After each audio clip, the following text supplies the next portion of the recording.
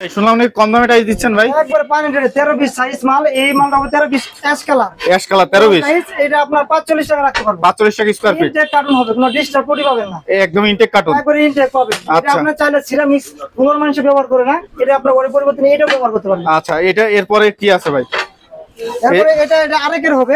আরেকের এটা আপনার 48 টাকা স্কয়ার ফিট। এটা কি এ গ্রেড না বি গ্রেড? বি গ্রেড মাল 100%, কোনো এক পিস মাল ডিস্টার্ব হবে না। আচ্ছা, এটা কত করে রাখবেন? এটা 48 টাকা পড়বে। 48 টাকা আছে। এই একটা মাল দেখতে পাচ্ছি ভাই। এটাও আপনার ওয়াল টাইস, এটা আপনার 45 টাকা রাখতে পারেন। 45 টাকা। পানির রেট।